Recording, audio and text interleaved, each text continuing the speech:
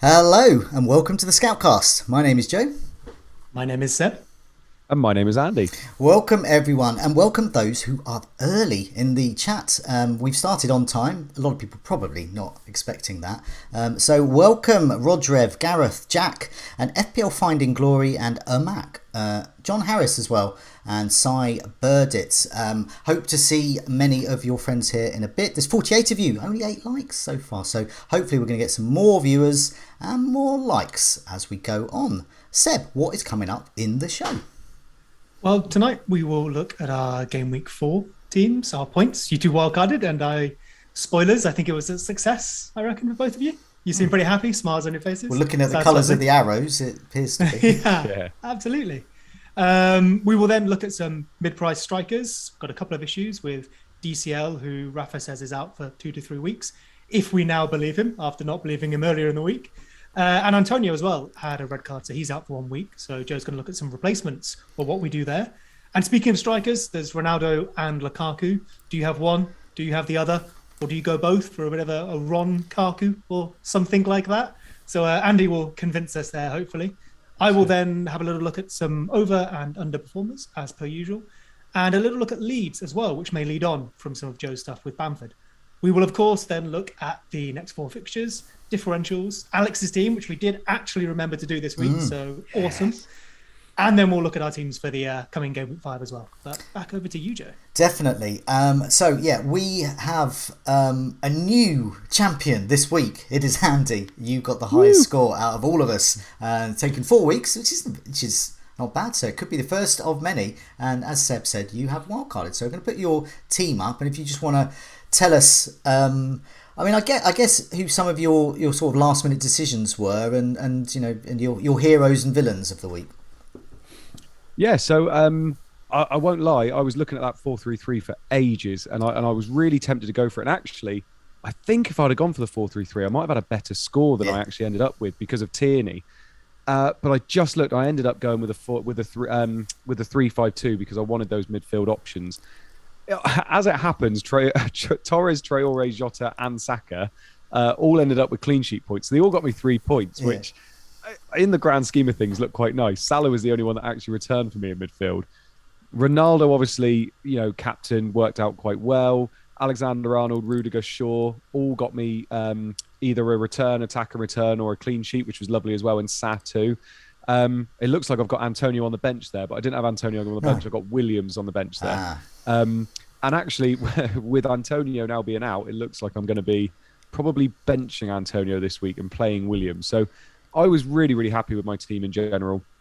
I think when you looked at it, Jota could have had a haul. Saka could have had a haul. He had 6 shots, I think, Saka against Norwich. So that looked good. And he's got Burnley next week, who look devoid of any kind of defensive aptitude at the moment as well. Traore again. I seem to just have a lot of ex-Lively players in the middle there. Torres, Traore, Jota, Saka. But it looks like they're probably all going to bang all in 1 week next week potentially. The one thing though, then I tweeted about this as well. When I was looking at 4-3-3, Calvert-Lewin was in there. When I changed to when I was looking at a 3-4-3, Calvert-Lewin was in there. And then very last minute, I took Calvert-Lewin out and changed to having 3-5-2. So later on in the season, when I say to you guys I've had no luck, actually, I may have had a little bit of luck. Calvert-Lewin would have gone out and Livramento would have come in for 6 points, but I'm looking at it as lucky. I think you can say it's a good wildcard. There's certain times when wildcards are good. I think I spoke last week about one time I did it ahead of a Man City game, and I went to town on Man City, and it worked out well. So you got an immediate hit, and there was good fixtures afterwards. And I think we've done okay, us wildcarders, but also those that took a hit to get one of Ronaldo and Lukaku in and captain them pretty much matched us as well. So those they can feel pretty happy about the week too. And of course they've still got the wild card in their pocket. You and I, we went for a Chelsea player at least, so we've sort of started that march to get Chelsea. You went Rudiger and I went Christensen. We both got the same score, even though Christensen didn't turn up. So here's my score. I got pretty much the same. So I've got 72. A little bit below, and as we can see, Christensen's not there in my lineup because Livramento is. He came in for 6 points, so I got a nice jammy 8 points in total off my bench. That's not a rough with a smooth total, but it's at this stage of the season, it was actually the difference between a sort of a grey red arrow to a green arrow. So I was quite pleased with that. Raya, this is what I went for. So last week I sort of had a mismatch team up for wildcard. So this is what I've ended up with basically. It was a 3-4-3. I went for Raya in goal. I still like him. He was a minute away from getting me 8 points because he was on for bonus and the clean sheet, but it was spoiled by my team Brighton. So it's one of those moments where real life and fantasy collide, and it's like I just did not mind at all, and I was actually quite pleased. So Cody, Livramento came in for Christensen, Alexander-Arnold, he stayed obviously. Salah, Greenwood returns, Jota almost returns ex-Lively, Traore permanently ex-Lively. Sissoko came in for Calvert-Lewin. I didn't deliberately field Sissoko, but I'll take his 2 points. That's what he's there for, 4.5 midfielder. So I was looking forwards to not only with my Ronaldo captaincy, and a haul from Antonio never came, and Calvert-Lewin, which didn't materialise either. So I've got some decisions to make now, and we'll talk about that in a bit. Joe, a question for you on yours. Raya. Brentford's fixtures probably aren't as good as I'd want them to be to still have their goalkeeper. Is there a plan there, or did you just keep him because you like him? I like him because he makes lots of saves. So a cheap goalkeeper who makes lots of saves against good teams, I like. A cheap goalkeeper who makes lots of saves against easy opposition, I also like. So I'm happy to carry someone like Raya, who's a nailed-on player. He gets saves. So say he concedes to some of those teams, well, highly likely. But if he can rack up, say, 6 saves, he could be looking at bonus as well. And he could be ending up like maybe in a tough fixture, maybe 4 or 5 points. Maybe just 2 or 3. But I'll take that. Maybe reassess at a later time. And I'm quite fond of goalkeeper changes. But for the time being, I like him. I was too short to do what I would love to have done, which is Raya and Guita. They rotate okay, but I do like, as we saw with Guita for Crystal Palace, I do like players like that. I would like to have had a Raya and Guita. And Sanchez for Brighton, got the clean sheet this week, but it's just the lack of saves. Their defence is too good. I want a rubbish defence. I want David James at Portsmouth. I still hark back to that from over 10 years ago. I still hark back to good goalkeeper, rubbish defence. It's exactly what I want. Mark Schwarzer. So, Green Arrow up to 83,000, which is higher than I've been for well over a year. Last season, I never got there. I never got as high as I am now. The season before, I did, but so I can't even think in terms of months. But it's been a long time since I've been at the dizzy heights of 83,000. Seb, now you I think you probably knew that this week would be one of those take your medicine weeks with. So let's put your team up, and 60 points, not bad, but take us through it. 60 points, although 56 with the -4 that I took, which I'll come back to in a sec because it was kind of a 2-part thing with separate reasoning. But overall, I'm pretty satisfied with 60 points, given I didn't wildcard. What's that? A dozen or so points behind you two. No Ronaldo, still a wildcard in my pocket. I'm not going to call that a success, but I think I just about got away with it if I can deploy my wildcard successfully later. I did get a bit lucky as well in some of the subs, but we'll come to that. So I have Sanchez in goal, Luke Shaw at the back with his assist, Luca Dean with nothing, which was disappointing on Monday night, Trent with the 12 points that pretty much everyone got, and Livramento came in for me. He did sub in for DCL, but that was fortunate. I'm not going to claim skill there because one of my transfers this week was Simicast to Williams early in the week. And then I did a -4 to bring in Jimenez for the injured Callum Wilson because I didn't want to play Livramento. I wanted to play Calvert-Lewin, Jimenez and Antonio. So there's no skill there. No. I got lucky that Livramento kept a clean sheet that I didn't think he would. So fair enough. Well, those all of us, we've all got Williams, and Williams is arguably the only fixture of the season where we'd all want to play him anyway. Coming up. Will play him. Luckily, we've got no choice to play him if we want to make certain moves. But we'll come to that shortly. Just want to welcome a few more people to the chat. Mark O'Leary, regular, he is back, which is good. He is telling us that Ole's Solskjaer's not been sacked. It's okay. That's good. Good to know.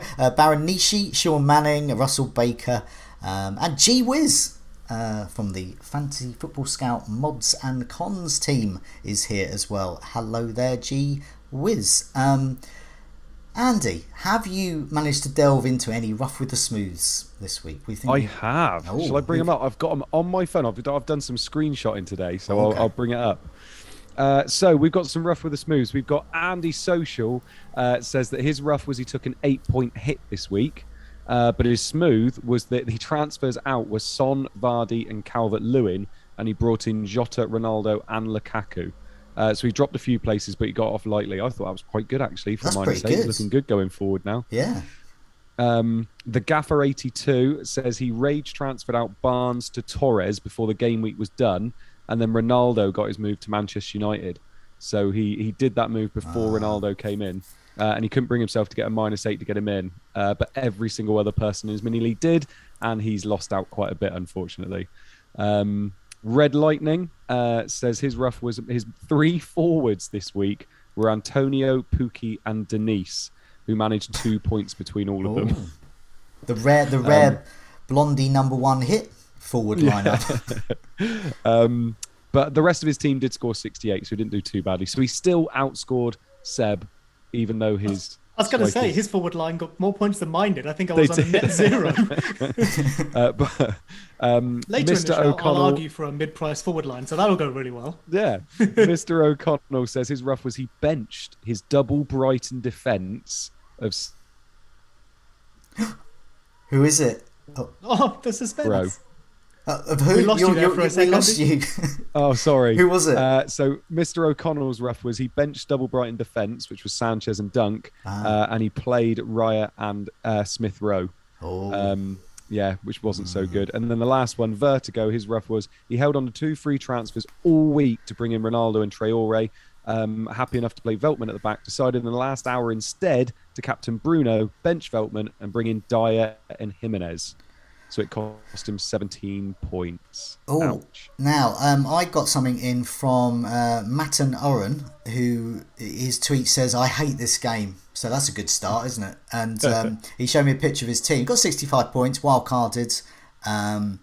He got the Blondie #1 hit, Dennis up front, as his first sub. And then, but Calvert-Lewin didn't play. So it was Dennis that came on, not #2 sub, Marcel. 13 points, and that's the classic cell came on, and not to be but yeah, so decisions to be made, definitely. Real problems as well, especially in, well, all of our teams really. Let's have a look. It's this guy here, it's Antonio, and so he got a red card, and so my immediate thought was, oh, get rid, and then I thought about it and thought, oh no, I'm going to keep him and put him on my bench. I'm fine. And then Calvert-Lewin didn't show up, and it looks like he's out for 3 weeks. So it was a real problem.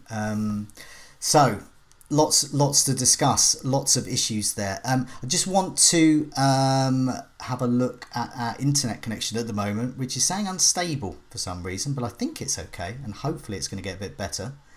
So you're freezing a little bit for me, Joe, at times. Okay, it's gone green for me now. And so are we all green now? Can you hear me? We can hear you. It's that famous southern internet, isn't it? Yes. Okay, so Antonio, let's put some tables up. People want to know. So before we do that, I just want to mention some community questions that we've been having about Antonio. Brian Stockport, keep or sell Antonio? Do we trust Bamford's hamstring? So he's thinking of Bamford as a replacement there. Conrad, is Jimenez a good DCL or Antonio replacement?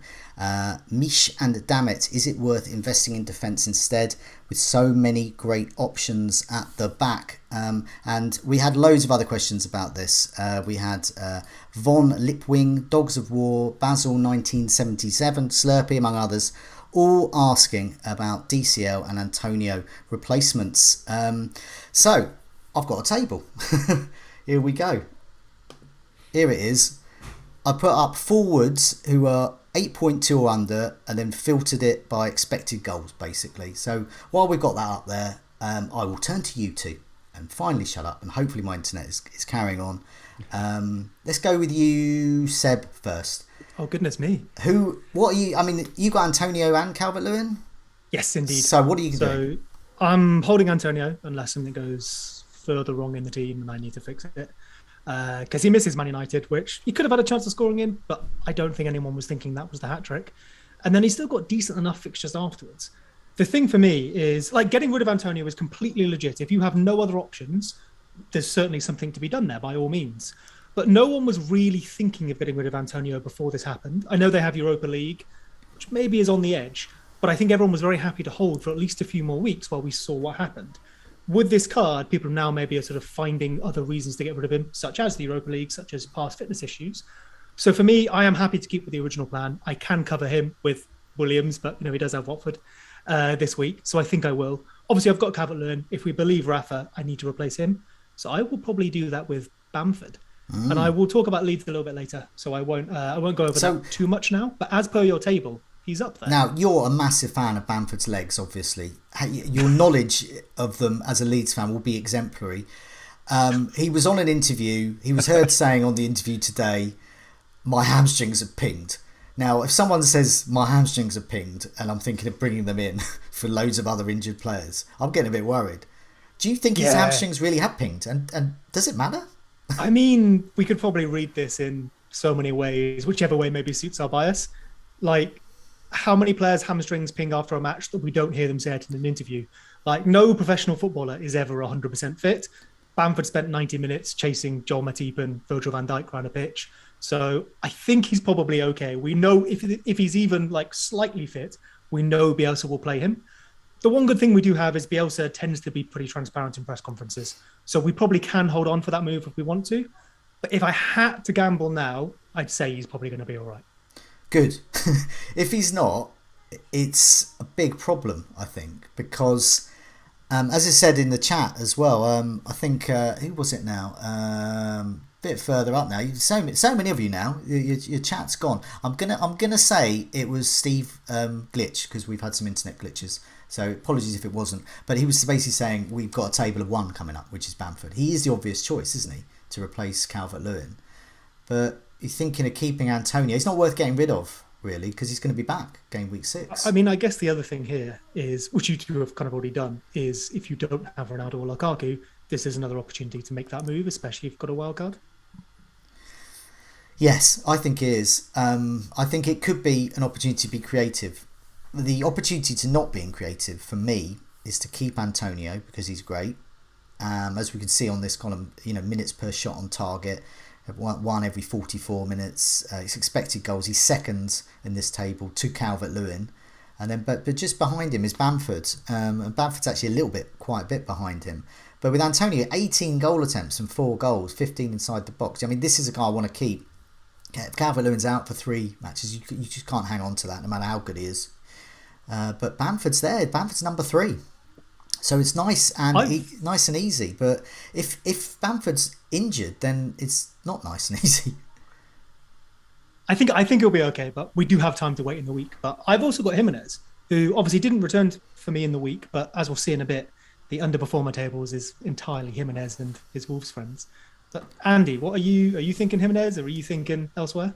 No, I'm not thinking Jimenez at all. If I'm honest, I'm really not. Especially not as a double up with Traore too. I would not want both of them, I don't think. Don't get me wrong, like I can't remember what the stats are now. I know before this week it was 24 shots they've had in total between them, but I'm not sure how many more they've had now. But to be honest, all of them for me feel quite risky. Like Bamford, I wanted to ask you about it, Seb, to be honest. Like Leeds haven't impressed me at all yet. And I know the fixtures are getting kind. Do you think it's just because you've just started the season badly, or is it that things are kind of second season syndrome settling in a little bit? So, I mean, I'm going to have a little look at this in detail in a moment, but the short answer is I kind of hate that second season syndrome thing, because it kind of feels like a reason without a reason. Yeah. But that being said, yeah, I don't think we look as impressive. I think the thing we had at the end of last season, which was an extremely fortunate defence, we don't have now, and that's really coming home. But the attack as well, maybe. But I'll see if I can't dig into that more in a moment or two. Yeah. So I'm either. I did really look at it, and I really looked at whether I did Antonio to Bamford. I've got reasons for both, so I'm looking at it and thinking, do I keep Antonio? And then he's got lovely fixtures after Man United, which he does. But then my other way of thinking of it is they're going to be starting in Europe. He's going to be playing a lot of games moving forward. He's not the most fit of players in terms of injury history as well. So is this maybe a good time to do it? But at the same time, I mean, if you sell him and he does anything, he's owned by so many players now that you're going to really struggle. So, yeah, I'm kind of torn. I think at the moment I'm probably going to just keep him and roll my transfer. But, yeah, if you've got Calvert-Lewin and Antonio, I think that's tough. Yeah.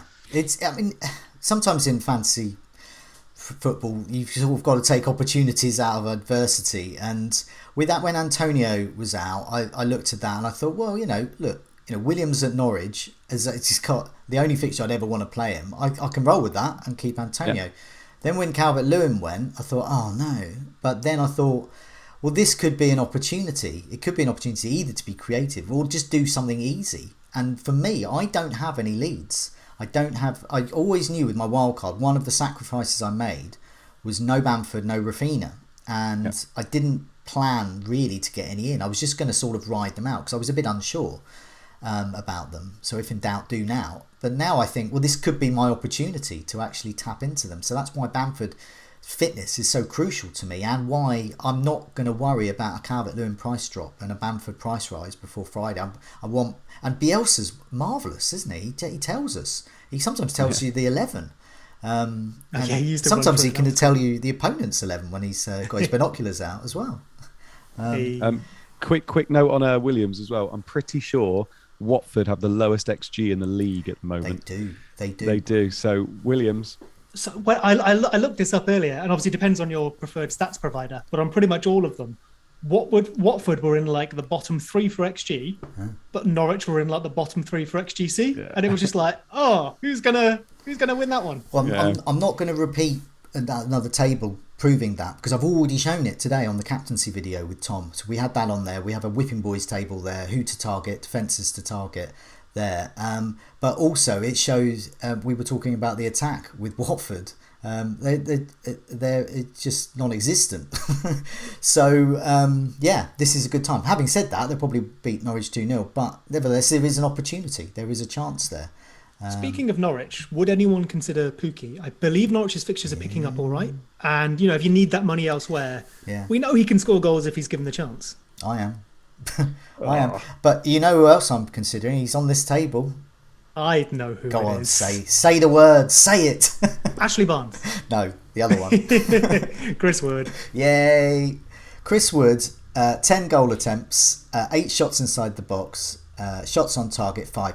Every time I say Chris Wood, and I'm not even going to look at the live chat now, and it's going to appear, and I know people go, Joe's lost it. Chris Wood. Well, I got him in last time, and he scored me hatfuls of goals, and it propelled me back into the top 100k last season. So Chris Wood I like. He's been consistent for years, and it doesn't matter who he's against, he can always nick a goal. And wait a minute, no, I'm looking at a live chat, there's nothing in there yet. No, you're doing all right. Which is good, but I will get abuse. You always do once you do something like that. Anyone who wants to pick Pukki, I think, as you said, Norwich has got great fixtures. He had 6 goal attempts, all inside the box, 3 on target. But he's just behind Ings, and he's that sort of, he's a quality striker. Anyone who says they're going to get him in will get abuse. Just ignore it. Go for these unfashionable picks. Ignore them. I think the only world in which I would get Pukki, at least at this moment, is if I was trying to make the Lukaku and Ronaldo thing work with 3 forwards. Yeah. I mean, my reasoning for not is because, well, actually, it doesn't really matter who I get in as long as they're sort of below Calvert-Lewin price. at the moment, but I am also, if I was to be creative, so not for me, but if I had a midfielder I didn't want, say for example Ben Rama, he's in a lot of teams. Ben Rama can be moved down to say Gray or Gallagher. Even though Gallagher's got Liverpool, I think both of those two are better long-term picks than Ben Rama. Frees up a bit of money as well. That can maybe go on. Maybe you can upgrade Calvert-Lewin. Maybe you've already got some money in the bank. Maybe you've got another player you want to get rid of. But we'll talk about that a bit later in the show, of some options there. But it's not just go cheap. You could be a bit more creative. And indeed, if you've got some money in the bank and you can take a hit, or you can do it in 2 moves, getting Lukaku in for Calvert-Lewin is possible if you can afford it. It's a tough ask, but you can be creative, and it could be a good opportunity to get Lukaku perhaps and Ronaldo if you wanted to up front. Hey, I've got another table here. This might sway some people. Goals imminent. So we've had four fixtures finally. So goals imminent has some sway now. It's the last 4 weeks. No more than 1 goal, but no less than 10 goal attempts. And I've also sorted a bit of XG in there for the XG nuts. But Traore, Trincao and Jimenez are all in there. Bamford is in there. Pepe is in there for Arsenal. Chris Wood is in there. Last time Chris Wood was in there, I got him in and he scored loads for me. So he's tempting me again. Rafinha is there. Gundogan, Souček and Armstrong at Southampton. So I'm not saying they're going to score this week, but they're due a goal according to this at some point soon. Yeah, any of these tickle your fancy? Well, I was actually going to mention on the last table somebody that is firmly on my watch list, and I'm just waiting for a nice little run. I love Armstrong. I love the fact that he plays up top for Southampton, and he loves a shot. He takes shots from everywhere, and I think he's going to be due. As soon as he has that good run, I'm going to be looking to get him in. And like you said about Calvert-Lewin, if you wanted to free up funds, I mean, he frees up 2.2 million. You know, going from Calvert-Lewin to Armstrong.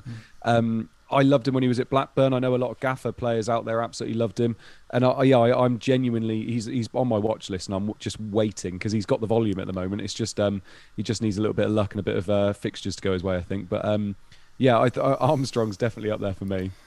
I mean, yeah, if you were looking to do something a bit different, I'm not sure I would do this, but it is quite different. You could arguably do DCL and Antonio to like Armstrong and Vardy. That might just about work out price-wise.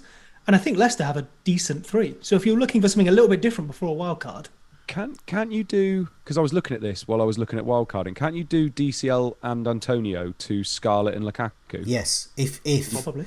If you have a little bit in the bank, I've got point. Okay, so I might be a typical. Change now. Actually, Lukaku's gone up. I might be a typical punter for this move, but I can't because I'm priced out of it. So I've got 0.1, I think, in the bank. 0.2, 0.1, I think it is. I can't do that move by 0.1 basically because Lukaku went up, and I'm not sure I would at the moment. I don't think this is a week to have a non-playing deliberately go for a non-playing player. I mean, if you've got a Scarlett or whoever else it is, a non-playing striker, so be it. But I wouldn't actively go for that because at the moment I'm probably going into this with a bench of Sissoko and Livramento. And Livramento's got I guess City. That's the main argument against it. Yeah. You're probably trading 2 playing players for 1 playing player, and you need a bench, don't you? Yeah, definitely. And also... Sorry, Joe. We lost you there. Do you lose me? I think I spoke over you as well. No, that's fine. Sissoko, I mean, yeah, it's 2... We did indeed. Sissoko is 2 to 3 points, but at least it's 2 to 3 points. Scarlett is 0 points. So, that's... I probably wouldn't take a hit to get a non-player in, but that's just me. But you're right though to flag it up. It is a creative solution, and it gets you Lukaku, who could score enough to justify it in this week alone. Are we done and dusted with these premium strikers? And can you still hear me?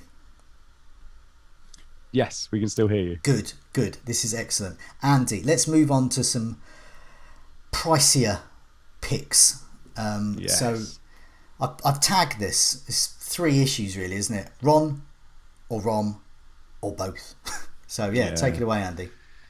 Yeah, so don't get me wrong, I was really, really tempted. And I had a few drafts when I was wildcarding, trying to look at whether I went for both Ronaldo and Lukaku, because when you look at it on paper, I mean, they're both going to come into this league. I feel like they're going to dominate this league this year, to be perfectly honest. We saw that with Ronaldo against Newcastle. We saw it with Lukaku against Villa. Lukaku's looked very good in the fixtures he's played. Ronaldo seemed to have come in and slotted in brilliantly at the moment. The problem I've got, and I even tweeted about this as soon as this weekend finished, is that I feel, and I think I mentioned this last week as well, the way the fixtures are, they literally intertwine so perfectly. You know, Ronaldo's got a nice 2 fixtures next. Then Lukaku's got lovely fixtures while Ronaldo's drops off. And then Lukaku's drops off when Ronaldo's turned beautiful as well. But the argument is, do you want to be using all those transfers on those players? Because actually, you know, their prices are going to be going up and down. And do you want to be getting rid of value if they're going up? But also, could you have both? And I'm edging towards not having both personally, and I know Seb, you're probably thinking about the same as me, aren't you? Because I know we were chatting about it a bit beforehand. Yeah, I'm pretty firmly in the not both camp. Yeah, the thing for me is it's so much money on a player if you're not going to captain them as well, and if you've got both, you can't captain both. If you've got one, and then you spread the funds elsewhere on the money that people are, I just feel like it's a better way of going for me. If you've got both, that's how much is it going to be? 23 million, 24 million probably by 2 weeks time. It's an awful lot of money when I feel like the people that wildcarded this week or brought them in this week and have both and enjoyed a lovely week, I feel like later on down the line they're going to be struggling for depth just a little bit. So I think personally having one and riding the fixtures is probably the way to go.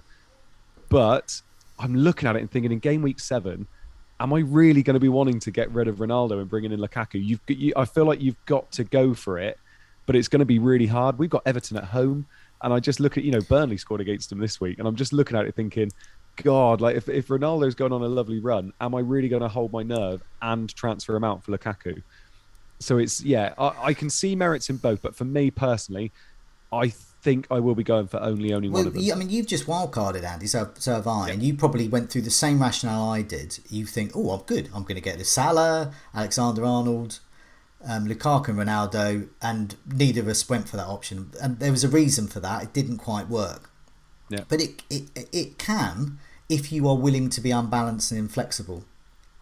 But you have to go, I think, 4-3-3 or 4-4-2. I can't see any way 3-4-3 can handle that, and I quite like that formation. I just feel a bit more comfortable. Also, as well, with Trent at the back, Salah in the middle, Ronaldo up front, you've got a premium in each position there, and it gives you a lot of flexibility. Whereas those 2 premiums up top, you're going to be keeping them all the time, and it just loses that little bit. Yeah.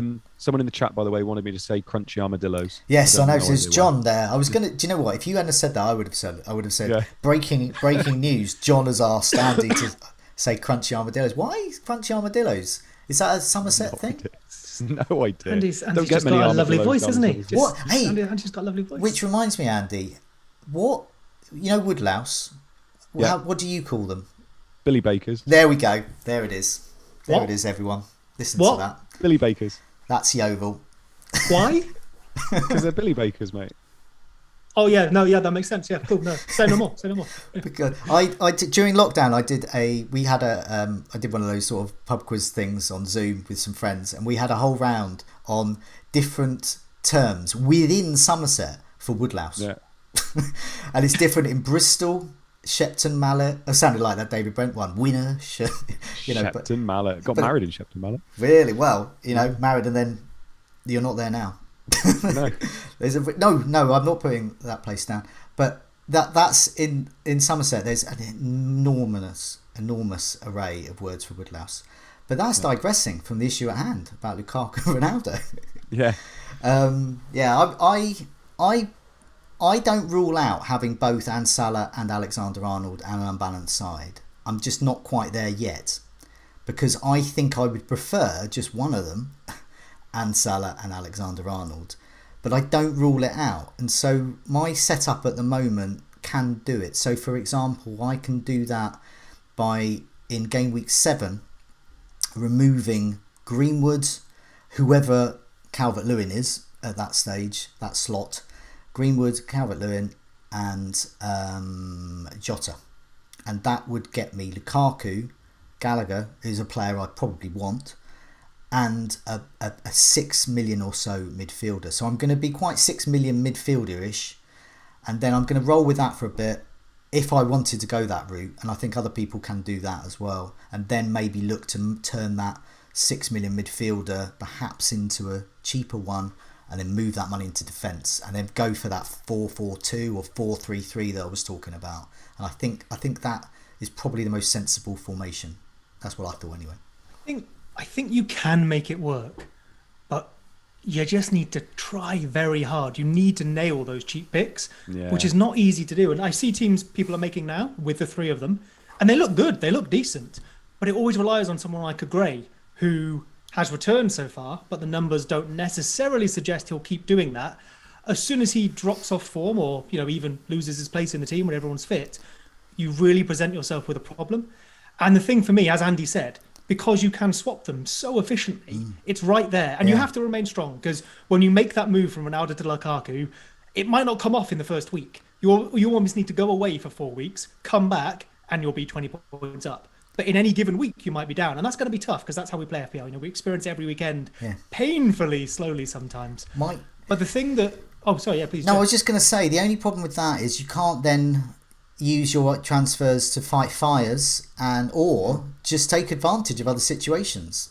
I mean, yes, but we're going to swap cheaper players based on fixtures. And this is 2 transfers now that you've wildcarded? Is that really that much of a problem? But if you keep doing it, and the conclusion... Well, you say keep doing it. Andy would do it in game week 7 or 8, and then in game week 14, and then he's good until about game week 25. But then... So it's not keep doing it, is it? Well... Okay, let's see how Manchester United... That sounded really sassy. Sorry, Joe. I did. No, but let's see. Let's see how a Manchester United fan stomachs Ronaldo's goals every week from game week 7 to 14, not owning him, looking at him going, I'm fine, I'm going with this. But what have I said, though? What have I said from the very beginning? Who do I trust more? And I've said it, and I've put my neck out and said it. I trust Lukaku a lot more than Ronaldo, just because of the team and because of the managers as well. Genuinely, I do. And if I look at it, if I said now, who do I think is going to score more goals by the end of the season? I do think it'll be Lukaku. Look at Lukaku against Villa. He had 2 shots and scored 2 goals. Honestly, I think he's going to be so efficient this year. I mean, earlier you were thinking of getting Antonio out for Bamford because people were talking about Bamford. How are you going to be when Ronaldo gets his brace every week? No. I said I was going to play Williams.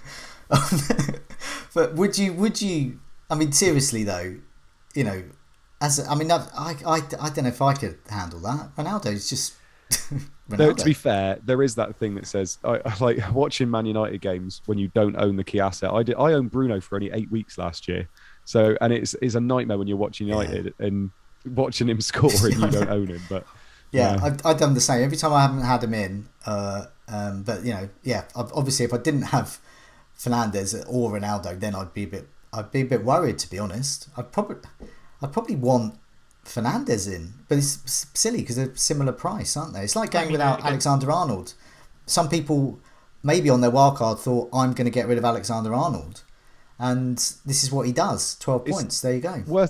Worth mentioning, by the way, just because you're saying you're going to want one premium striker rather than 2 at the moment, doesn't mean that when you think by game week 7 I might have Lukaku until that good run for Ronaldo. By the time that runs over from Ronaldo, our team value might have gone up quite a bit. It might be more viable after Christmas for us to have those 2 premium strikers because actually our team value will be more. Some of us will probably be on like 102, 103 million, and all of a sudden that extra 1.5 million makes it a more viable option. So maybe it's just something that we can do now and then later invest into. But that's a fair shout because I guess if you're trading a Gallagher who has been brilliant, but just with Palace for a Rafinha, maybe that is maybe more worth it.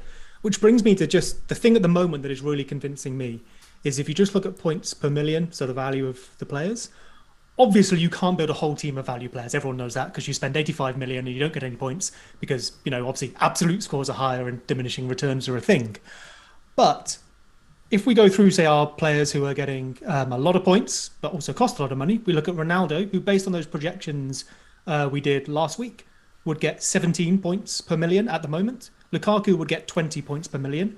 Salah, based on the last few seasons, would get anywhere between 18 and 24 points per million. And Fernandes would get 20. So that sounds good enough. And if you captain them, you double it, that's brilliant. But Calvert-Lewin is getting 20 points per million. Bamford last year got 24 per million based on this year's price. Trent Alexander-Arnold in the last 3 seasons has got 21, 28 and 24. And Rafinha got 20 based on this year's price. So again, I'm not saying build a team of those players, but it's about balancing those two things so you can maximize the people who will score the most points in absolute terms and especially give them the captaincy. And then the rest of your team, you want to provide good value.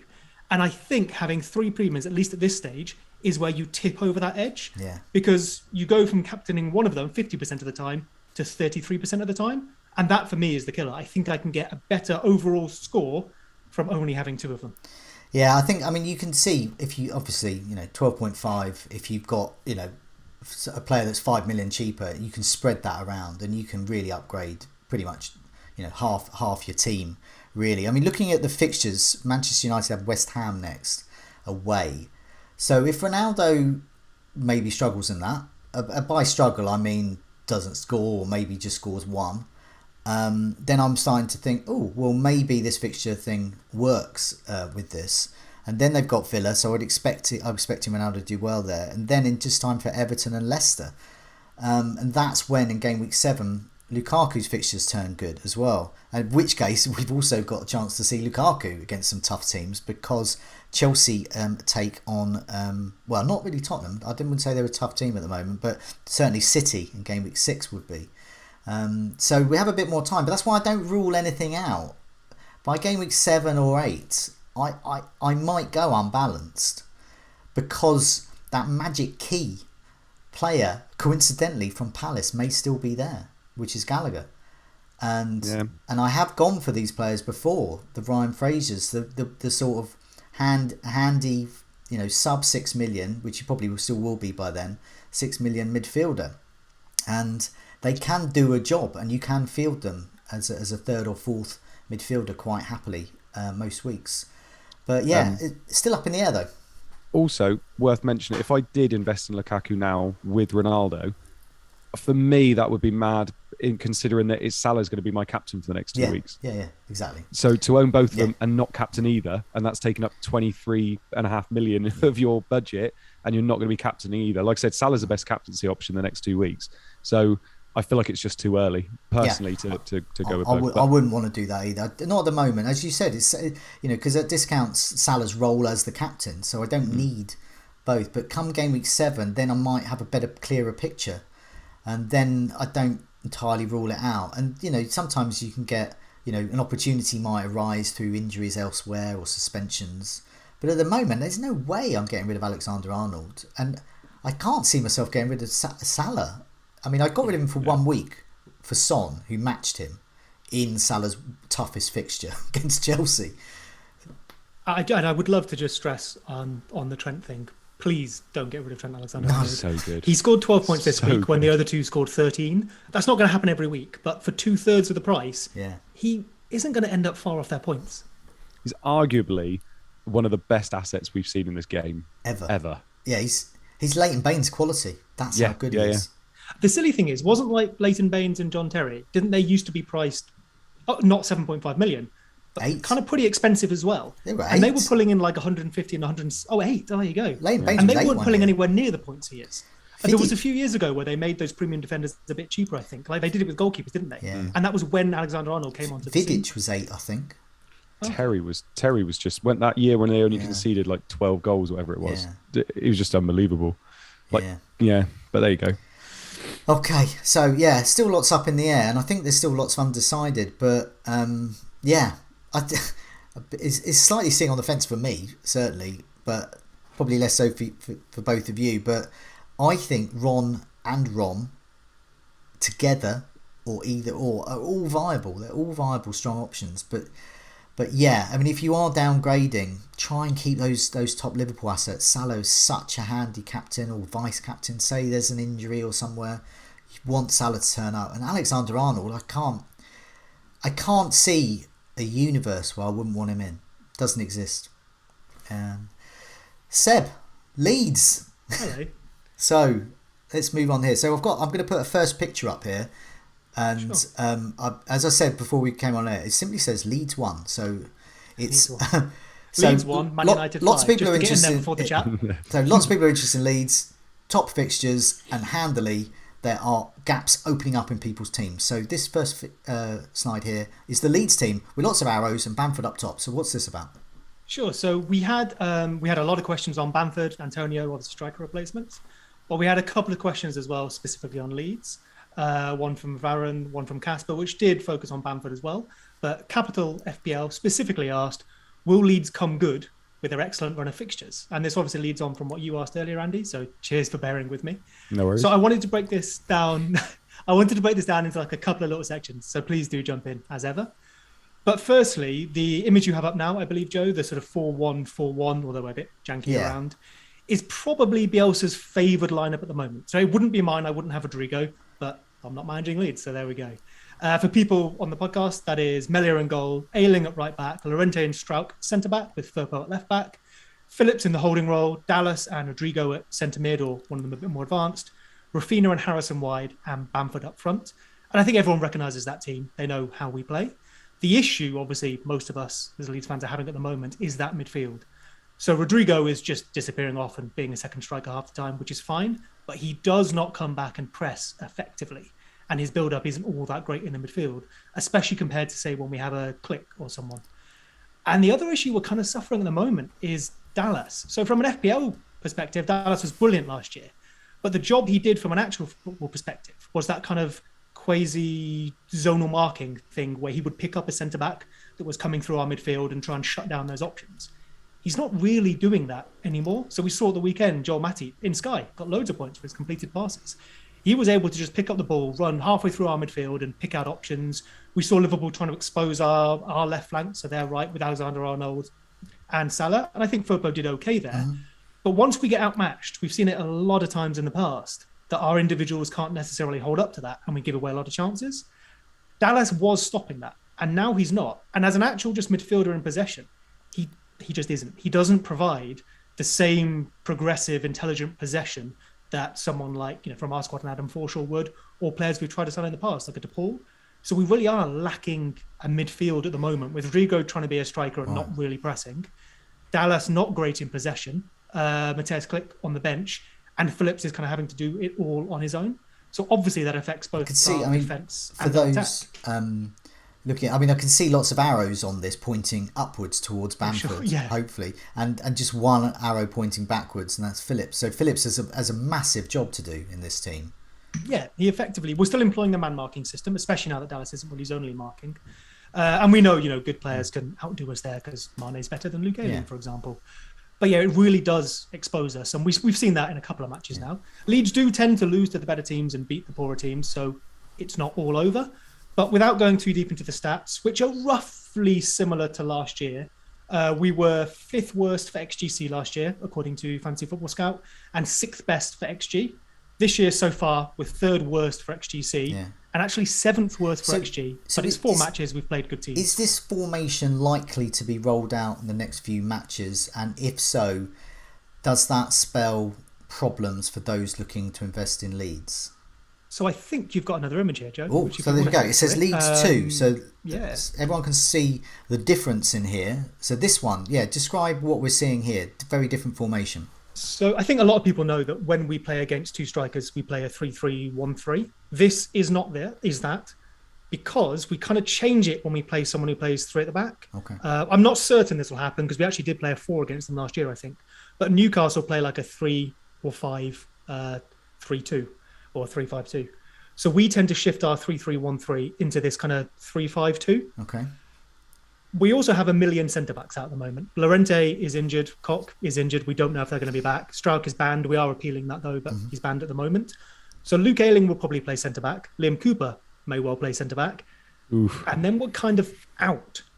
So there's every chance we're either going to see Phillips there, which I really hope doesn't happen, because as we just discussed, we will literally not have a midfield. Charlie Cresswell, who's brilliant in the under-21s, under-23s, but he hasn't been trusted yet. Or there might be a world where we play Junior Firpo left centre-back, Cooper in the middle, say, Luke Ayling on the right centre-back, and then say Harrison going all the way up and down the left flank, Dallas on the right, which for people who are watching, there's got that little inverted arrow because he tends to invert when he plays wing back. Okay. And that would then leave, say, someone like Rodrigo to play in that similar sort of role he does now, but maybe a Rafinha as second striker. Rodrigo could also move up there, and we could have, say, Click and Dallas in the middle. But there's a lot of permutations there. With this formation here, that support striker role, would that be if that wasn't Rafinha, where would Rafinha play? So he assuming this formation is correct, which, like I say, because of our personnel, I'm like 50-50 on this. But he could play that advanced 8 role with the arrow pointing forward for you there, which is kind of the Rodrigo role in the other one. Right. In this one, he obviously is going to drag wide. You can see the space he would fill because Dallas would leave it. Yeah. And then maybe Rodrigo or even Tyler Roberts plays the sort of support striker, or he's going to play that support striker role. Okay. So I know even last week we were saying Rafinha will never play central. Yeah. In this formation, specifically against Newcastle, there's a chance he will. But we've seen Leeds really struggle to progress the ball in the past in this shape. So it doesn't necessarily mean we'll be better attacking. Against West Ham, Gameweek 6, and then Watford and Southampton. So Southampton, they've got sort of 2 strikers. They've certainly got two very attacking central players there. West Ham just going to be likely to be Antonio. Would they roll this out against West Ham, do you think? Against, say, West Ham's 4-2-3-1, we will go with the 4-1-4-1, so the original image. So, you mentioned Southampton, the 4-4-2. That's where we would go the 3-3-1-3. So in terms of personnel, that could be the same as the 3-5-2, but it shifted around a bit. We've seen that in the past. People just need to be aware of this. So essentially, I think the key questions are lots of people have got Rafinha, they're looking at Rafinha. A few people have Bamford, lots of people looking at Bamford. They're the sort of key ones, and we're looking at defenders as well with Leeds. What do you think the prospects next 4 are for a player like Rafinha, Bamford, and indeed some of the key Leeds assets? So I have defensive Rafinha, assets rather, yeah. And I'm tempted to bring in Bamford as we've discussed, but that is a lot based on fixtures and maybe some trust that we are better against poorer teams. Of the 4 teams we've played so far, 3 of them are in the top 4. Maybe that's because they've beaten us, not because they're good, but let's say it's because they're good. I don't think we look as good as last year. I think there are issues. The defence is basically the same. We got lucky at the end of last year. We're not getting lucky now. The XGC pretty much shows that's continued. What has changed is the attack. And what we've seen, because the numbers, it's only a small sample, so who knows, but what we're seeing on the pitch is that we've kind of moved to a bit more of a transitional style. So we try and work much more on the transition. We look a lot for Rafinha. Like I said, we don't have a midfield. So we're trying to hit Bamford. You saw that against Liverpool, with trying to get it up to Bamford, beyond him or to him. And we try and rely on Rafinha to really create things both for himself and for the rest of the team. So I'm hopeful that against poorer teams, we can overpower them in that way. But we do have an issue with that midfield. And I think the final thing to mention is, rather than it being, say, a second season syndrome or Leeds getting tired or whatever, last year we probably were just a surprise. Even with all the analysis modern clubs do, you see it even now in matches. In the first 15 minutes, we're good. Against Liverpool, we were decent. Rodrigo could have scored. It was about 0.3 XG, that chance. But then we drop off. And I think what teams have managed to do is that they can survive the first 10, 15 minutes while we come out with that intensity. They know how to beat us. They know we're going to leave a centre-back free. And with Dallas now no longer doing that role, you can earn the ball there. You play Thiago is better than our entire midfield, and you can play through us. So Leeds certainly a team to target for the wrong reasons, perhaps. Target strikers playing against them. So another factor for those thinking of removing Antonio. Bear in mind, Antonio plays this team in Gameweek 6. But I think so. If in an ideal world with your team, would you go for? I mean, I think you said you're tempted by Bamford and Rafinha. Yep. But would a non-Leeds fan, is that a wise move to double up on this attack? I would not have had Bamford if it weren't for the striker injuries. And obviously I'm set up for the mid-price forwards. That's not forever. I'm going to get Lukaku in 7 or 8 or so. But at the moment I'm set up for the mid-price forwards, and I like their value. But Bamford was kind of the best option left to me. For someone who maybe only has Rafinha, maybe you could look elsewhere, because I think with the fixtures there's an opportunity there, but you want to see us be a bit better. And are you have you got Rafinha? I can't remember now from your team. No, so I got Leeds Saka in on wildcard. I got Saka in on wildcard and left 0.3 million in the bank, because my move that I was potentially going to make was bringing in Rafinha, but with the way Arsenal played and the way they've got Burnley up next, I'm quite happy to hold Saka. if I don't move Antonio to Bamford, I'll be going no Leeds this week, which actually isn't as frightening a prospect as I think it could be. I'm not frightened at all now. Seb's just put me off.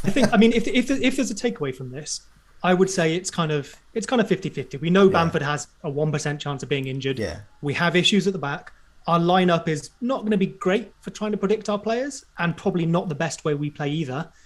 And we've maybe been a little bit off it. But on the flip side, Rafinha and Bamford have good numbers. We know they're the key players for us, and we have great fixtures. So I'd call it maybe a 50-50 at the moment. I'm looking at the fixtures there with Leeds, and I think the Newcastle game, because it's Newcastle are really bad. They're the worst at the moment. They are the whipping boys. So even a half-cocked Leeds, I don't know if Cock's going to play, but even a half-cocked Leeds would do the job against Newcastle. But against West Ham, I'm not so sure about. Watford, maybe, and Southampton. Now, Southampton are a funny one. As we saw last week when they played against West Ham, they suddenly did that thing they did last season when they played City. They suddenly turned into the Italian national defence of the mid-90s. And it was, that's the way Jack Stevens, for some reason, becomes amazing when he in certain matches. Now, if they could do a number on Leeds there. So Southampton Leeds match has always been fascinating because Hasenhüttl, has not dissimilar philosophies to Bielsa in terms of pressing, in terms of progressing the ball. I think last year, if I recall, Southampton absolutely took us apart in the first half, and then we took them apart in the second half, and I think we won that match. And then the second match, we were probably the better side. But both times, it's been pretty exciting, and I think there's an opportunity for goals. I just don't know which way. Yeah, it's a tough one. For me, definitely still. I mean, I haven't really been put off Bamford. He's just the obvious choice to replace with Calvert-Lewin. But I think if I had Rafinha, I would think again. I'm not sure I want to double up. I'm not convinced. For the same reason, I've got Traore, and I haven't got Traore and Jimenez, and I'm not considering Jimenez. I don't really want to double up on the Wolves defence. But I guess Jimenez is an option for those. Those who are thinking of replacing Calvert-Lewin and perhaps looking elsewhere from Bamford, which leads on to a couple of other tables we've got. We've got over and under performers. So which one did you sort of put in brackets? The Wolves table. It's the underperformers one, was it? Oh, that'll be the underperformers. I have a Wolves striker. I can tell you all about that. Well, let's put that one up then. So this has similarities to the goals imminent table. They're going to diverge as the season goes on. But this has got Traore in it, Jimenez, Trincao and Semedo. They're all in here. So that's four Wolves players in terms of underperformers at the moment. So tell us a bit about some of the numbers that we're seeing here. Sure. So we've looked at this a few times now, and as the weeks progress, it'll probably become a little more useful to us. I've changed the underlying stuff now so that it's 2 starts and a minimum of 0.5 XG, I think, for anyone who looks it up on Scout. It's in the members area. But as you said, it's kind of the Wolves table, which we know from watching the football ourselves, right? They're getting chances, they're not converting them. Sadio Mane makes an appearance because he had something like 2 XG and just about got a goal at the end. You mentioned the goals imminent. I think the really interesting thing to see here as the season progresses is the relationship between these two tables, because this one will reflect the whole season. So in the overperformance, for example, Pogba might be there forever because of how well he did at the start. Yeah. Yours will show sort of a much more immediate just 4 weeks. Time. It's 4 weeks. Exactly. Yeah. So it could be quite interesting to see who remains on these tables but jumps on and off yours. And I wonder how they'll talk to each other and what we can gain from that. Yeah, it will be interesting. So we'll follow that. And yeah, the goals imminent table, obviously, sometimes you can get it where all 10 score, and sometimes no one scores for a month. But that, and I think this table as well, are good indications of who, essentially what we're looking for, who is due a goal. It's that old thing. Who is due a goal? It sounds, it's like saying with the caveat that due doesn't exist. Yes, but exactly. You can try and predict future performance. I was going to say that's like saying, my gut feeling of this decision, it doesn't really exist, but it sort of exists somewhere in our mind, and this exists somewhere in the stats being due. I guess to go back to Andy's point, the fact that we see a lot of Wolves here and no Leeds maybe suggests that Leeds aren't going to improve how I hope they will. No, Andy. So, what's your Wolves situation at the moment? And does this? I'm sorry. I think I'm I think I'm ruining a later part of the show, but hang it anyway. No, it's all right. It's all right. Yeah, so I'm on Traore and Sa at the moment, so I'm very happy with those two. Yeah. Traore's going to bang at some point. He's got to. Like, he's racking it up, isn't he? And his Wolves arms are as so well. oily; they're just going to be liquid soon. He did have 0 shots in the last match, which I know people were saying what would happen when they face different teams. That wouldn't overly concern me, but maybe something to keep an eye on. These I think oily. XG was still good as a team, though, wasn't it?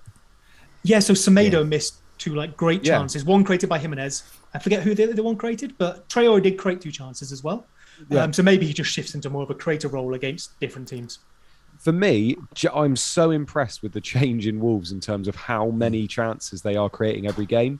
Like I've rarely seen a team change so quickly just with a change of manager. Like, first 4 games we've seen it quite consistently there. So Traore's got to bang at some point. It's got to happen at some point.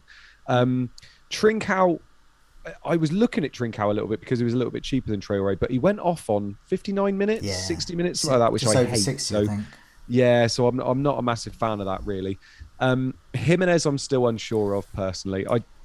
I toyed with him in the wild card because he was cheaper, but I just I'm going to need a lot from him for me to trust him again with his head injury and everything. I just don't know whether he's completely what he was before, but Semedo's the one for me. There's somebody there at the back. I know Marcel was the one that got the 2 assists this week, but Semedo's getting in some unbelievable positions. He's reminding me so much of Doherty or Doherty or whatever his name is when back in the day, and he seems to be playing in that exact same position.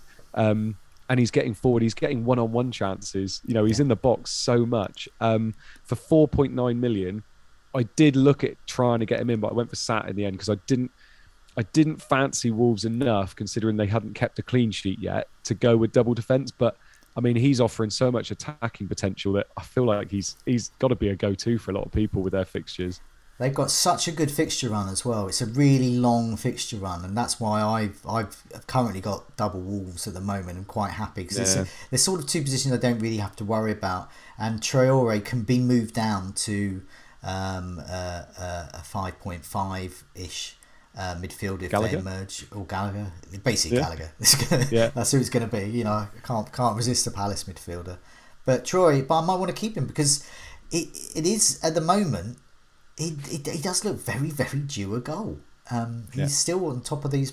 There's underachievers here, and then we put goals imminent back up again, and same picture. Goals imminent and underachievers are probably the way I like to try and play FPL. Yeah. It feels like the point of maximum sensible opportunity or sensible risk, where you're going, okay, this player clearly is putting himself in the right position to score goals, taking shots or whatever, but haven't yet. If you can combine that with good fixtures like Wolves, that feels like the perfect combination of how to gain rank on the people around you, right? Yeah.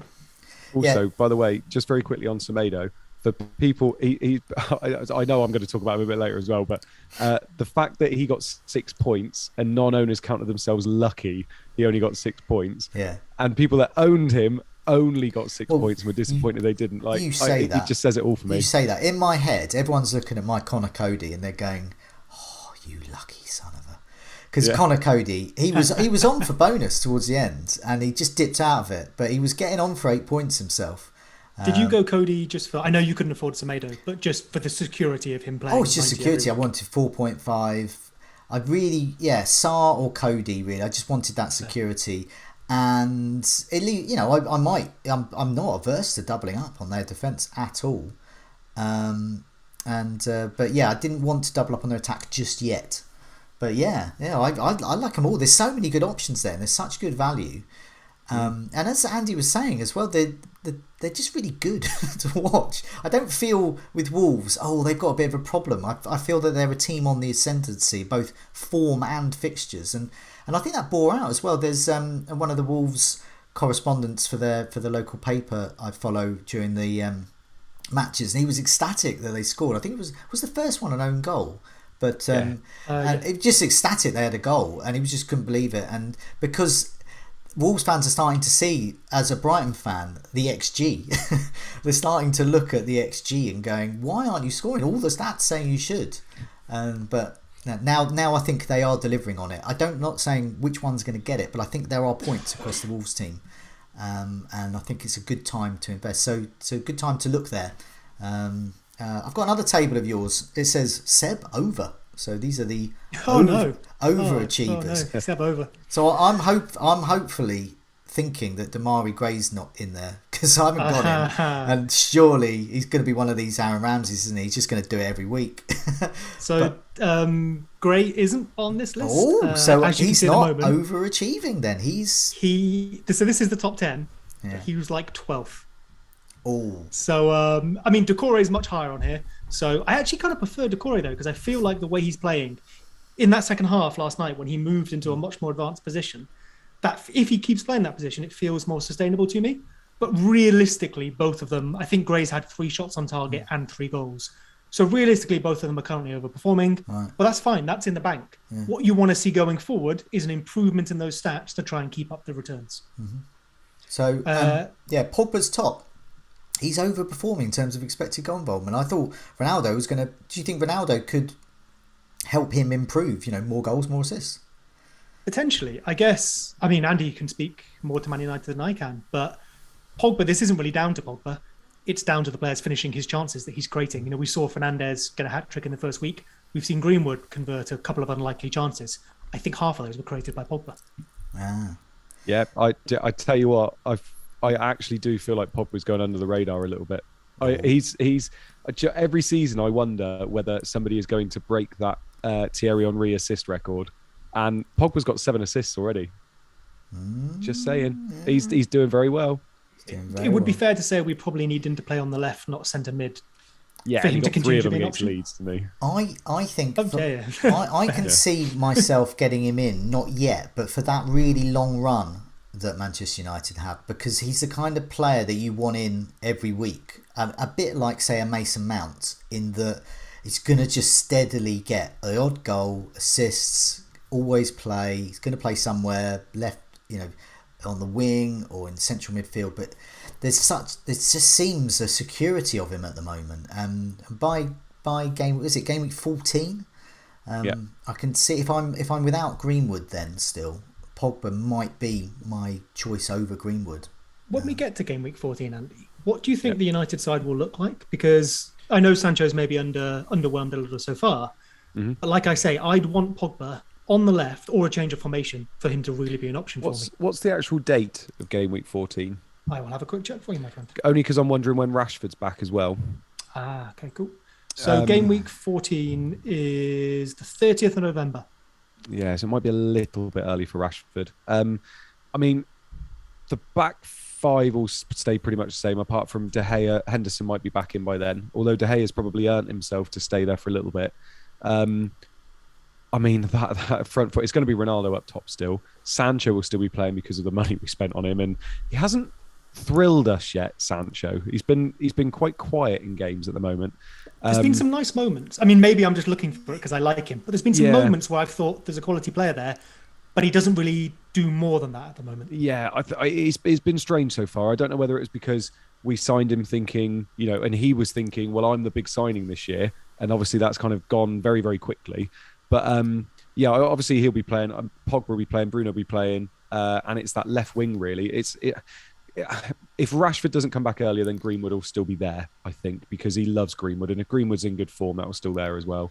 And then it will be one of McTominay, Fred, Matic there. So it's not going to look very dissimilar to what we're doing now. It's Rashford's the big one. When Rashford comes back in, I think that's when Greenwood you can't really have him anymore personally. And then I agree with Joe. I think Pogba could be a very good shout, because you can't own Bruno. Not with Ronaldo, and if people are going for Lukaku as well, and Salah and Trent. So I think Pogba could start featuring in a lot more teams then. 7.7 million for a team that on that good run could score a lot of goals, and Ronaldo's going to be scoring goals during that run as well, and someone's got to supply him, haven't they? So yeah, I'm looking at it and thinking, I think by that time, if Rashford's kind of might be coming back in, then Pogba might be the way to go. I've had Pogba in my side infrequently as a fantasy manager, but there's a couple of times I had him in, and he was a superb asset, double-digit scores every week. massively under the radar because people just think, oh, it's Pogba. For some reason, people listen to Graham Souness or whatever. And he was just an amazing asset. And then he'll go off the boil a little bit, usually through injury or some kind of suspension. And then we'll move on. But yeah, I've always enjoyed having Pogba on my side. He's a player I do like. It was the season he was on pens as well, wasn't it? There was a Boxing Day when I think I had about 120 points one Boxing Day because Hazard got 2 as well, and Payet, was it Payet? I think it was someone like that in the middle. And everybody seemed to be getting points, but Pogba was such a good asset that year. Yeah. He's definitely so. Antonio and Benrahma are on this list. Now, Antonio, I don't know whether it's a bias because he just looks so good, but Benrahma I think could be a slight worry. I did think, I got rid of Benrahma on my wild card after owning him briefly, and I did wonder whether he was sustainable in that West Ham squad because there are other options like Bowen, for example, and Fornals. I just wondered. Bowen appears on the underperformers, interestingly, as well. So like they're kind of switched roles there. Yes, so I did wonder. So I do think Benrahma could be surplus to requirements. I've sort of cashed him in after a price rise, and this could be a chance if people want to get some money there. I think the interesting thing with Antonio and Benrahma is they both do appear here as overperformers, but Antonio's actual XGI there I think is 3.77, whereas Benrahma's is 1.5. Yeah. One of those, even though they're overperforming, in theory, still has some pretty decent underlying numbers. It's a bit like the old Lingard last year, where he was overperforming massively, but during that period, still had solid enough stats to return points. Okay, so let's move on to have a look at some fixtures.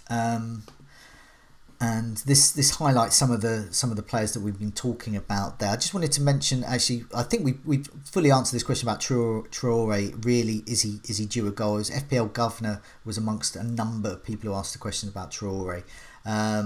If you've got him, keep him and have a look. But I think I personally have got a sort of a 4-week window, 3 to 4 week window with him. That if he just is not getting the stats, he's just simply running with his big oily arms up and down the pitch, just doing nothing else, then I'll probably move him on. But at the moment, I'm quite happy to have him. So he's a hold, and possibly a buy if you feel that way to get him in there. But anyway, Wolves second. They've got Brentford, Southampton, Newcastle and Villa. Great fixtures. Norwich are top with Watford, Everton, Burnley and Brighton. If you are ever to join the Pookie party as a Calvert-Lewin replacement or an Antonio replacement if you wanted to, this is the time. This is the Pookie party time. Leeds third, Newcastle, West Ham, Watford and Southampton. Then Arsenal as well. Burnley, Tottenham, Brighton and Crystal Palace. These are good fixtures. Liverpool still quite good, although they do have City in Gameweek 7, which would be handy for those wanting to switch to Chelsea assets. But Crystal Palace, Brentford and Watford around that. So really great fixtures. Newcastle, good fixtures, but they're just the team to target at the moment, whipping boys. And then right down the bottom, this is why everyone's getting rid of their Villa assets. Everton, Manchester United, Tottenham and then Wolves. Southampton a mixed bag, but still second from bottom here with City and Chelsea. Wolves and Leeds and Brentford not bad. So yeah, you asked me about Raya, so I'm quite happy to have Raya for all of this. Out of all of these, I think he's going to rack up a lot of saves. He's also going to concede a few goals against Chelsea and Liverpool. Why not though? It could be quite a tough match for them, but we shall see.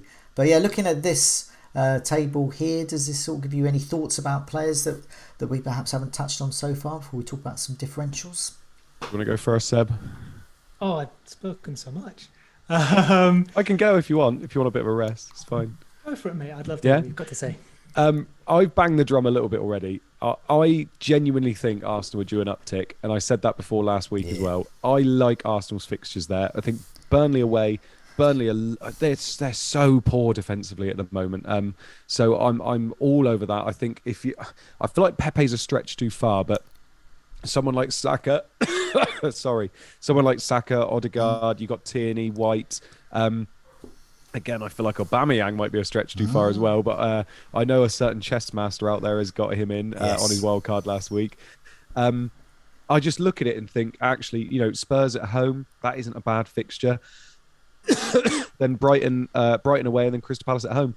I'm more than happy if I've got one Arsenal asset or two Arsenal assets. Sorry, that's fine. I'm going to be wanting to play him in all those fixtures. Seb might need to talk. Okay. Well, Andy mentioned Arsenal there. Oh, dude, you okay? Yeah, I'm all right. I'm doing all right. So Andy mentioned Arsenal there, and I agree with him. That's probably who I would have picked out. Again, we were speaking earlier about, maybe how I like to play with identifying those underperformers who have some good fixtures. Arsenal are appearing in those lists too. Saka, who Andy's got in his team, I think is a smart pick. They had Norwich, so they've got some very kind stats from that. But I think Saka was probably unlucky not to get a return. In fact, if Pepe hadn't hit the post and then it had fell oddly to Aubameyang or whatever, I think that was a Saka assist. We know their defence is decent as well. The whole Burnley thing is funny, isn't it? Because Burnley feel like the Monday night football team that everyone would go on about beating Arsenal. But Arsenal had a good defence last year. They've been taken apart so far this year.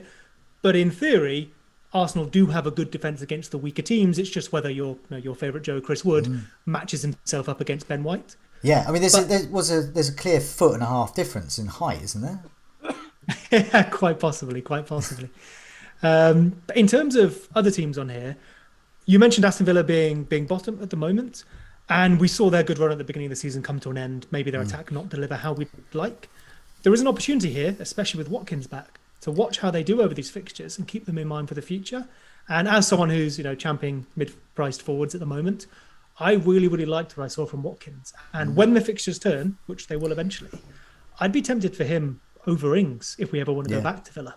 I might even say that if they're both fit enough, Watkins could outscore Ings this season. I think he's got more about him in terms of providing goals and assists. Yeah, definitely. I just want to highlight in the chat, there's over 700 of you joined us. Thank you so much. Captain Jack, Matt Hanley, Niraj, Mark O'Leary still here. Thanks, Mark. But only 113 likes. Does that mean 600 of you don't like us, or 600 of you haven't been bothered to press like? So if you do like us, do press like. And if you haven't, then just continue. I don't know. Don't press dislike or anything. Now that I'm not dying, by the way, just very quickly, someone to just nip on your watch list really quickly as well. Is that Tomiyasu that's just signed for Arsenal? Yeah. He looked okay. Yeah. And is he 4.5? He is, yeah. I think that's just worth having on the watch list and seeing if he starts the next couple of games, or at least the next game, because he could be somebody as a cheap enabler to get in. Obviously, Ben White is cheaper than that still, but just having a quick look, I think it could be worth keeping an eye on. Also, he was very, very good at Bologna. He'll play right back for them, but can play centre back. I think, because he's good on either foot, if I remember. I think he could play left back. That's unlikely, but I'd feel good about him pretty much always being in that team. Also, and don't laugh, keep an eye on Ramsdale. And if he's starting 4.5 on Arsenal, they've got good fixtures and their defence is sort of back, and they've got the fixtures, could be an option there. If I was wildcarding, I'd have to consider Ramsdale, but my worry is that he's gonna lose minutes to Leno. I don't think that switch has happened full time.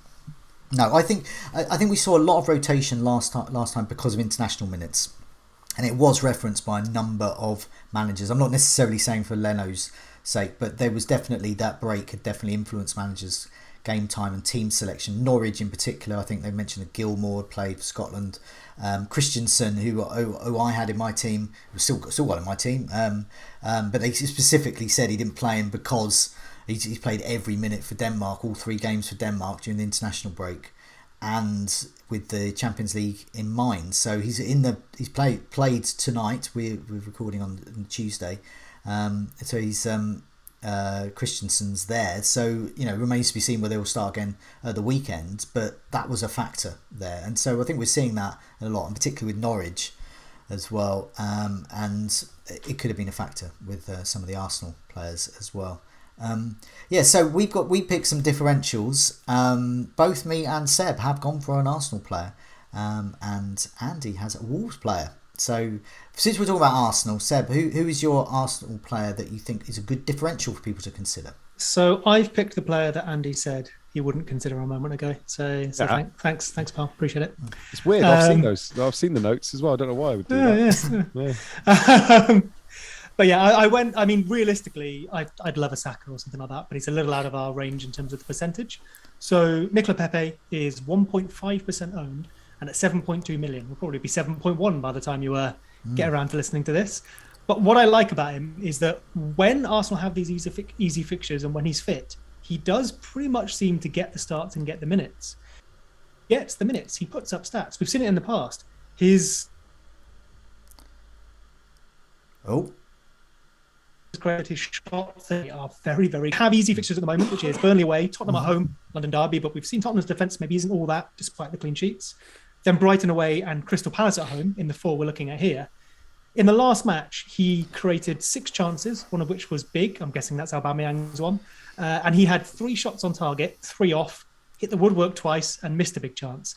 The one thing to say about that is he may have had a couple of those, when he took that shot, hit the post, got it back, sort of fumbled it across to Aubameyang.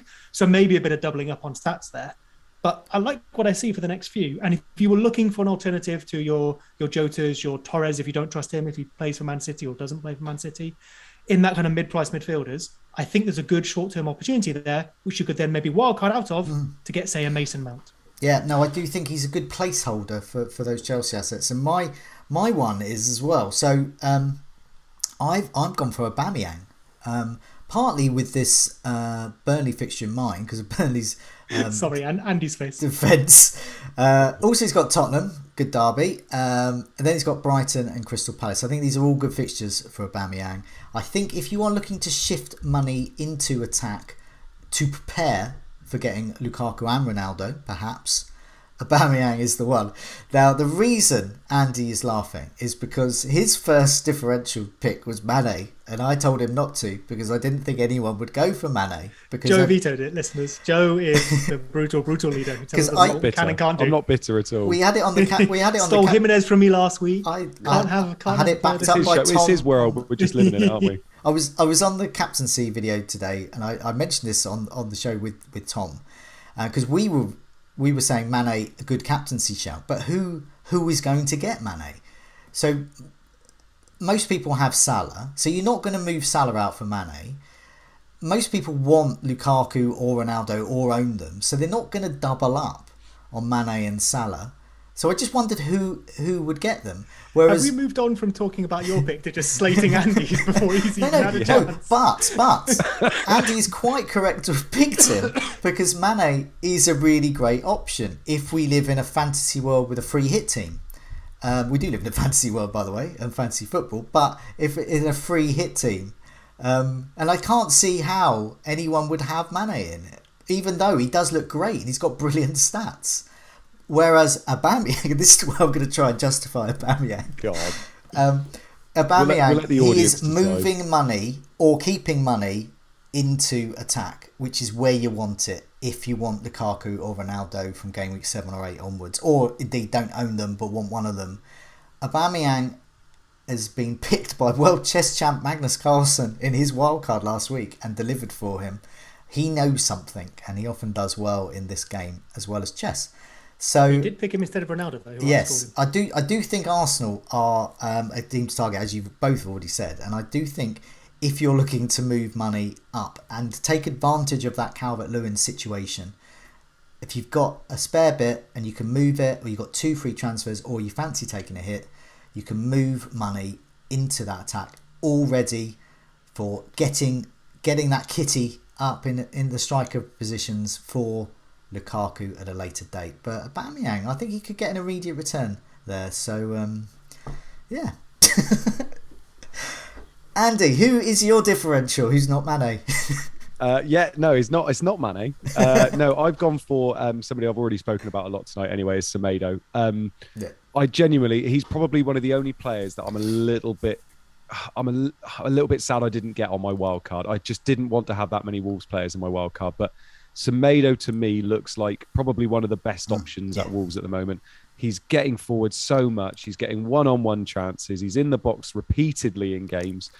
If you can get a defender that's getting those opportunities, returns are going to come. Like, he's not a player that is getting to the byline and crossing balls in. He is literally in the box and in the 6-yard box and repeatedly getting chances. So I think for someone like that, you've got it. That would be good if the fixtures weren't so nice anyway, but the fixtures are lovely moving forward. So I feel like he's somebody where if you're on a wild card or if you don't have many transfers that are immediate, I need to fix this, I think Semedo could be a great person to go on to. I didn't even look earlier. He's under 3%, which shocked me. Oh, nice. I didn't even bother looking. And like you say as well, his stats are good, but he appears in the box when he doesn't get the ball as well. So if you're Yeah. looking at heat maps or watching match of the day or watching the matches, he's even better than the underlying numbers suggest, I think. Yeah. Yeah, I think there's lots of people who haven't a lot of wildcarders have got some Wolves coverage from wildcarders last week. Wildcarders now, and just those who are not wildcarding now, just making transfers, they've got their eye on exactly this type of player, Semedo. And I think they are eyeing up a Wolves defender. I'm not going to try and sell Connor Cody. I've gone there for safety, but Semedo and Marcel are great options there. Just very quickly, I much prefer Semedo over Marcel as well. I still think Marcel is not 100% nailed. I feel like Eight Nori's in the background there waiting to play every now and again, whereas I think Semedo is just, he's playing every game. Yeah, definitely. I just wanted to mention, I forgot to mention one of my key Aubameyang stats. He's got a shot on target every 59 minutes, and Lukaku has a shot on target every 54 minutes. He's only badly wants Semedo to outscore Aubameyang. He's 2.1% owned. He's much more pricey. So what for Aubameyang to justify his place, he's got to score double Semedo. So 12 points. Did you say in the captain video earlier, would you consider giving him the armband this week? Semedo? No, sorry, Aubameyang.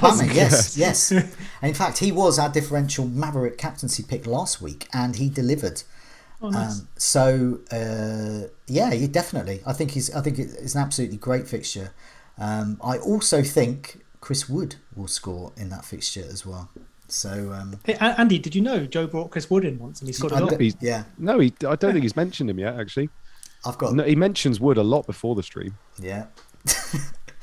So let's move on to Alex's team that we are managing.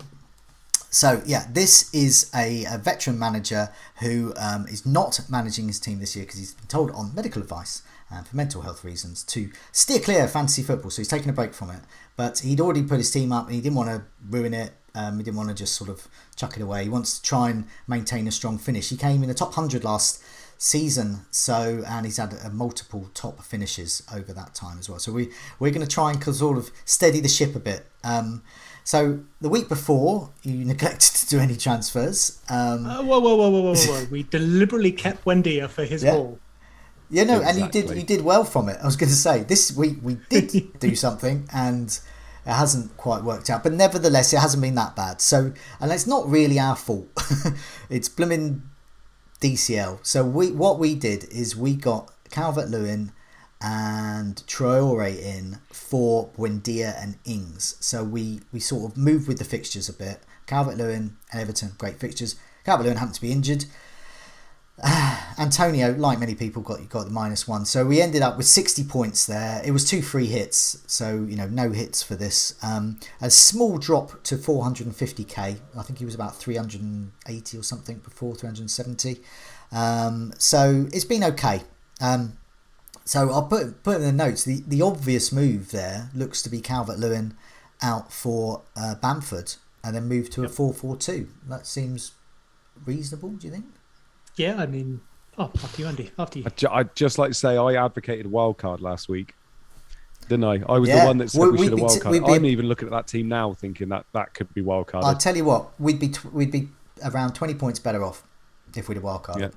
Yeah, fair. I do think though, if we are going to wild card soon, we should now wait for the better opportunity. Yes. But happy to be outvoted. Yeah. But there's probably a better shift to come in. I think game week 7 is the time to move for this one. It's the most sensible time there because there is that shift between Manchester United and Chelsea, and we've got Fernandes there, so I think it's not actually unreasonable. We spoke about Ronaldo and Lukaku earlier, but if you are sitting there with Fernandes and you haven't got Ronaldo or Lukaku, I don't think that's a problem because Fernandes is still looking good, I think, and I don't think he's not quite the talisman, but perhaps he could be. We don't know yet, early days. But I think we discussed this last week. I think long-term Ronaldo definitely outscores Fernandes, but in the short term, I think it's okay just. I mean, as someone who has also made that move and got Fernandes and not Ronaldo, I'm 8 or so points down on it. So, it's not great, but you can maybe just about survive it. Yeah, so game week 7, I think we've got a tough choice there. We might go for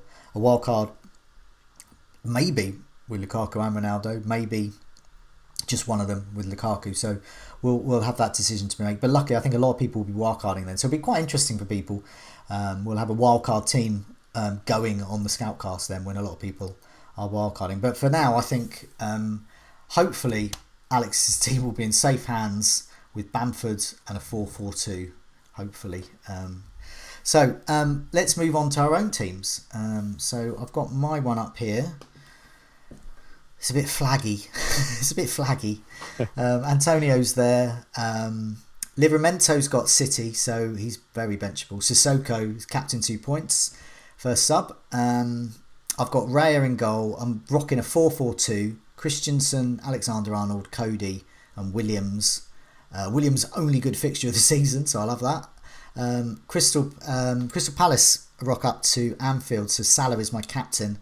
And on the captaincy video, if you want to see my reasoning behind that in a bit more detail, have a look at that. And Tom gives his views about Salah. But we do make note that the Palace defence is actually quite good.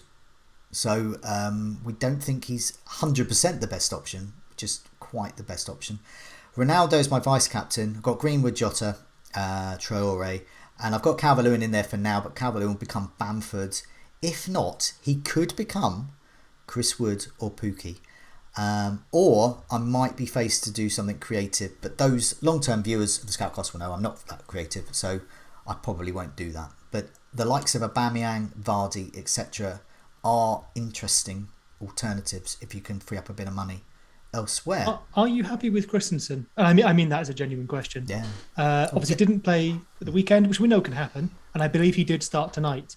Going forward, you maybe want 4 out of 5 matches from him. Do you think you can get that? Yeah. He specifically said that it was because of the minutes he got at Denmark, and with further fixtures in mind. And so, he could indeed be benched again this weekend. He could be like a champion. He could be the Champions League guy for a little while.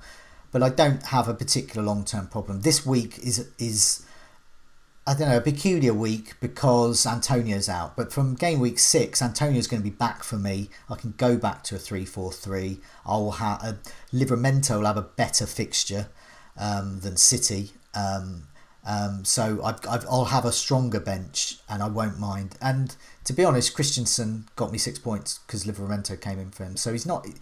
As long as I've got a bench and they're playing...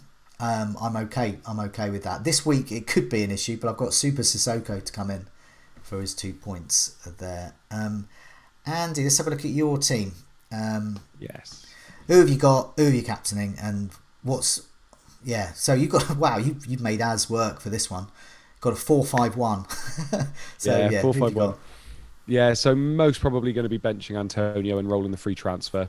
Because, do you know what? I look at it and I could probably go Antonio to Bamford, but I feel like rolling the transfer and having that free transfer the week after is quite a good way of going.